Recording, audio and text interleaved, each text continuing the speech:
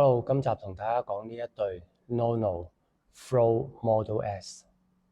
咁呢一對鞋咧，基本上咧佢係一個 Pro 版嘅Nono Flow嚟嘅。咁同對上嗰兩代咧嘅係有少少分別嘅。咁其實主要今日咧我都想探討下呢對鞋有咩分別啦。咁所以咧我都會攞翻舊嗰對 Nono 去做一個對比嘅。咁或者講翻個設計上有冇特別唔同啦？咁其實設計上咧佢就冇特別分別嘅。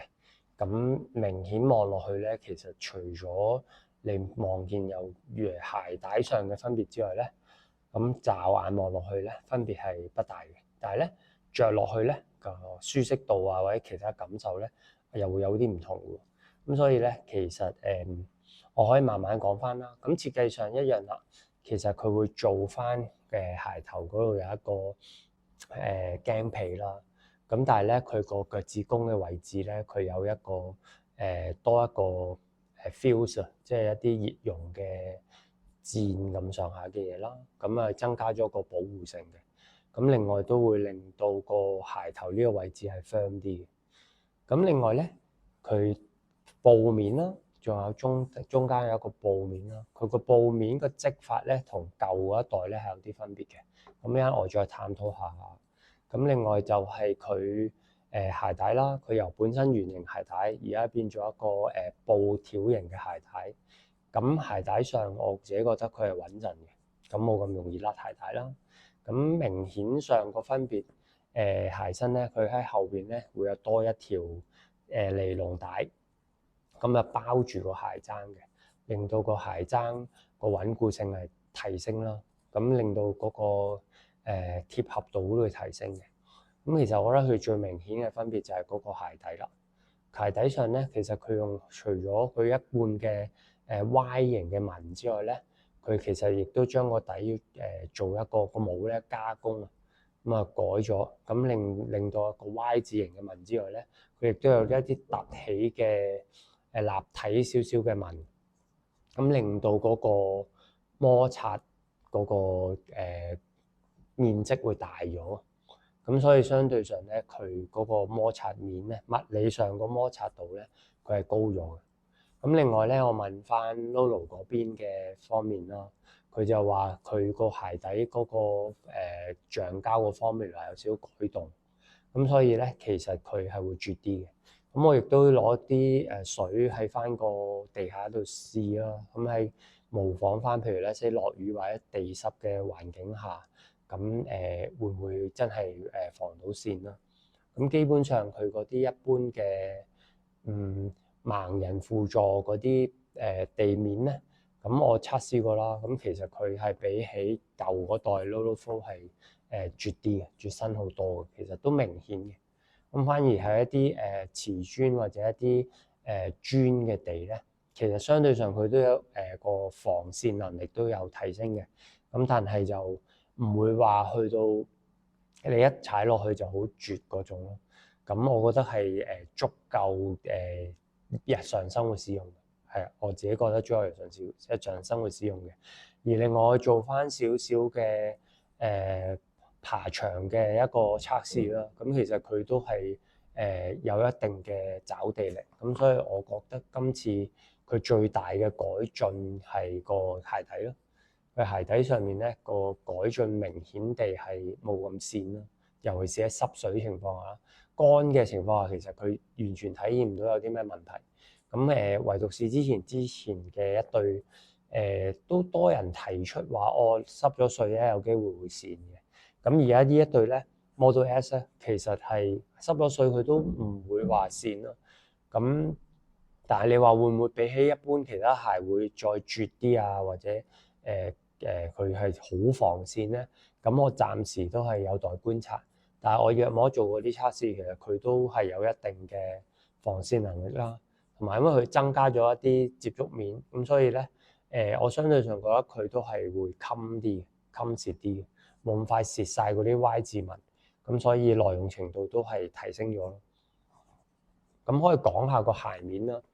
個鞋面同舊嗰對咧，舊嗰對 Nono Flow咧，其實你會睇到佢有3個密布嘅織布設計嘅。咁咧明顯中間咧會見到一個好大窿嘅設計嚟嘅。咁佢有一個好一推起個織布面咧，佢就會推開晒，你會見到啲窿窿，見到啲手指嘅。咁但係咧新呢對咧，佢中間咧同埋側邊咧，佢有轉咗做一個密啲嘅織法。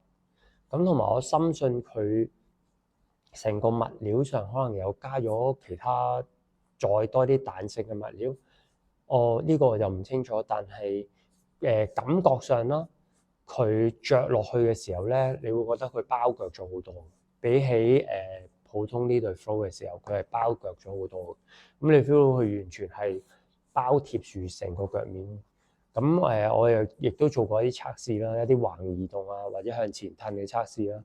咁明顯地佢包覆度係好咗好多咯。咁喺 Low Flow 呢對啦，咁我一個重度使用嘅情況下咧，其實我做一個橫移動咧，其實會睇到佢係一推成個腳出晒去變晒形噶啦。咁我亦都冇特別去綁實啲鞋帶，咁所以嗰個變形程度都幾誇張。咁但係呢一對咧，喺我冇乜特別綁晒鞋帶情況下做一個橫移動測試咧，其實發現佢都係承受得住嗰個橫移動嘅推向。咁所以我覺得用做嚟一啲橫移動嘅訓練啊，或者一啲橫移動嘅步咧，咁我覺得佢有比起舊呢對咧係會好咗。咁同埋咧我覺得啦，佢一個鞋邊咧，佢有一個兜形嘅設計咧，會比較同上一代咧係明顯地，佢呢個兜形設計咧係做厚咗，側邊呢個位做厚咗。咁所以咧，你發現咧呢一對咧一推出去嘅時候咧，成個腳可以走到出去啦，因為佢側邊呢個位咧冇咁兜，咁所以隻腳咧就會順住你嘅慣性力量就會衝咗出去啦。咁呢對咧，佢側邊咧有一個弧形包咗上嚟少少，咁所以咧就係呢個位置加上佢個織布咧，咁你發現向橫移動嘅時候咧推出去咧，對鞋都接得住你個腳，咁唔會話太過一次過走晒位。咁所以我覺得佢個鞋底嘅改進都幾大，係好明顯。我摸到咧呢個側邊個兜位同呢度咧係好明顯，佢係一個比較深層啲嘅屈曲得深啲，咁變相佢會接得住你成個腳型。咁呢啲係佢另外一個好主要嘅鞋底一啲改動。咁另外就係啦，頭先講嗰個尼龍帶啦，咁去令到嗰個鞋踭會更加 firm 啦，更加實淨啦，冇咁多容易向後褪嘅情況。咁舊呢對咧，你會發現佢會喐得犀利啦，同埋會有少少變形。咁佢呢度加咗，只不過加咗一條尼龍帶啫，你會 feel 到佢係完全包含咗隻腳。咁加上佢呢個扁帶嘅鞋帶嘅關係啦，咁其實佢又冇咁容易甩鞋帶。咁所以相對上咧，比起圓形鞋帶咧，扁身嘅鞋帶咧，其實會 firm 好多。咁所以我覺得佢呢對鞋雖然表面上佢係冇乜特別嘅大改動。咁但係咧，其實佢暗地裏咧，亦都為咗好多唔同，我估佢聽咗好多唔同人嘅意見啦。佢暗地咧喺佢能力範圍內咧，喺同一個鞋款、同一個設計上，佢都盡晒能力去做一啲改善。所以佢係 Pro 版啦。咁我會覺得佢係為之第3代嘅改進版。咁所以我覺得佢無論耐用性啦、防滑度啦，同埋鞋面嘅設計同佢個艇型兜咗上嚟嘅，令到個人鞋合一嘅感覺係更加明顯。咁你着落去 feel 到佢係好貼合你對腳，你唔會覺得佢好似舊嗰對咁鬆散咯。雖然其實舊嗰對你問我咧，我冇比較咧，我就唔知，因為舊嗰對我覺得都不大問題。我用好着嚟做好多唔同類型嘅運動啊。跑跑跳跳啊，攀爬啊，我都覺得佢係完全冇問題。咁但係呢一對Model S 咧，佢俾我更加一個安心穩定嘅感覺。咁之前我有個朋友啦，我都出過條片就喺 IG 度就係話，佢覺得橫移動咧，佢覺得佢 firm 啲嘅，firm 好多嘅。咁呢個我都係認同嘅。我覺得佢最主要嘅設計就係呢個鞋底個艇型啦、兜型啦，同埋佢鞋面嘅織布個密度個分佈咧，佢都係改良咗，係佢加多咗啲密嘅織布板啦。所以令到佢嗰個穩固性啊、包覆性啊會加強咗好多。咁所以其實當然啦，有得必有失啦。如果你本身有一個好闊腳嘅人咧，你會覺得佢可能有機會好包貼啦。咁但係我覺得用鞋帶去調整都可以調整到一定嘅舒適度嘅。但係如果你本身瘦腳嘅人，即係隻腳好窄嘅人士咧，其實我覺得佢都係非常之適合。咁基本上佢呢個鞋頭咧都係偏圓嘅，尖得嚟偏圓少少嘅一個闊鞋頭啦。咁所以其實如果一般大路嘅腳趾嘅形狀嘅話，基本上佢都係適合嘅。咁另外就係我呢對Model S 嘅版本咯，係冇鞋墊嘅，佢本身就直接係有一個鞋底噶啦，鞋底布啦。咁佢鞋底裏邊有一啲摸到一啲比較韌性啲嘅物料，咁所以又唔會話好腍，但係佢係一啲比較韌嘅物料喺裏邊。我懷疑係個鞋底個橡膠底，令到撳落去有少少韌性咯。咁呢一對咧 Flow 咧，我自己就會落咗鞋墊着嘅，咁增加少少嘅舒適性咯。咁但係其實我就算拎開鞋墊都好啦，我撳落去亦都係 feel 到有佢嗰同一種嘅韌性嘅。不過呢對我咧着得太過多啦，咁其實佢韌性已經衰減咗好多。咁所以我而家着呢對嘅時候咧，我會 feel 到佢多啲嗰啲韌性，但係佢嗰個韌性咧就唔影響你個腳嗰個觸感咯。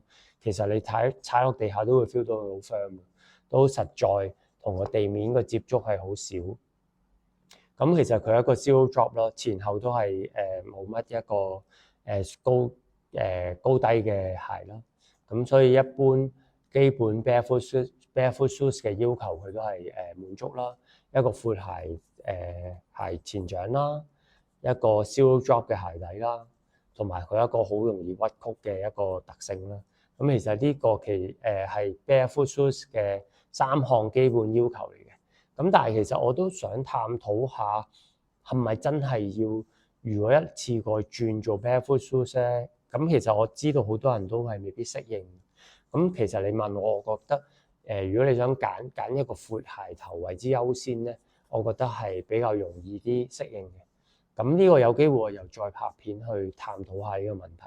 咁但係呢一對Model S 咧，我自己覺得係中意嘅。咁呢一個我會叫做金色版啦，因為其實佢雖然佢唔係金色，佢係黑色加一啲橙色嘅色調，但係佢營造到佢鞋底一啲物料啦，感覺上佢好似係金色嘅。咁我覺得佢配飾設計係做得處理得好好，佢唔係真係好 fancy 嗰種金啊或者令立立嘅金，但係佢用一啲好細緻嘅設計，營造到佢係一種橙狀一個金嘅感覺。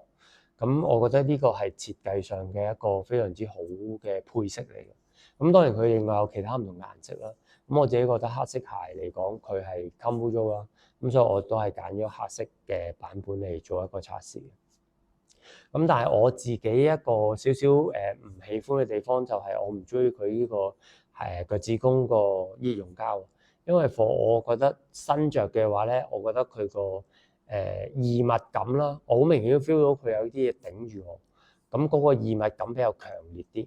咁呢個係我唔太喜歡佢呢一個改變嘅，因為我自己覺得佢本身個鏡皮已經好襟，咁佢再 extra 加多一個熱熔膠咧，其實做一個保護咧，其實我覺得可能係俾好多重度使用者去使用啦。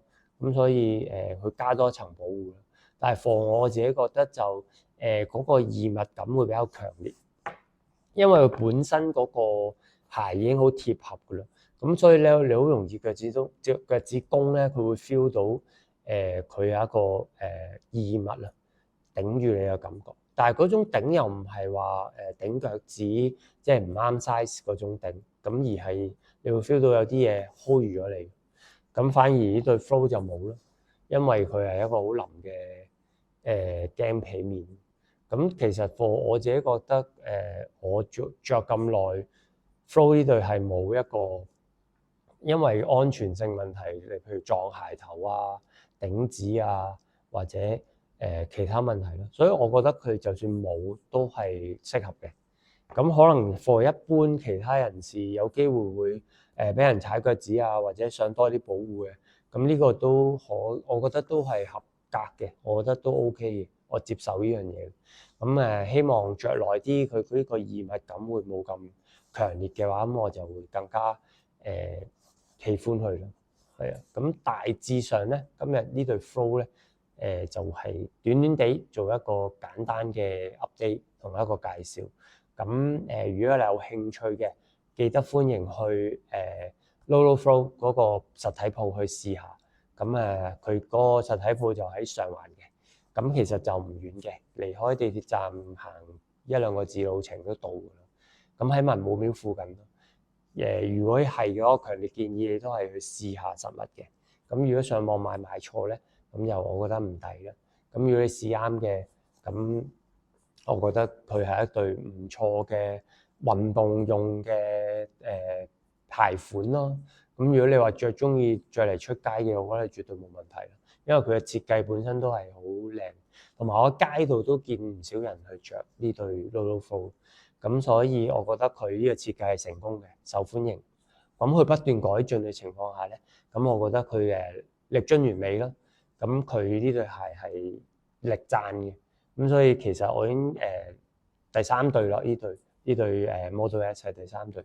咁我 keep 住應該都會繼續去着佢啦。咁嚟重度使用啦。咁睇下佢可以俾我使用到摧殘到咩程度啦。但係我係好推介人去試，作為一對入門版本嘅，咁我覺得佢係一個好適合嘅barefoot shoes 啦。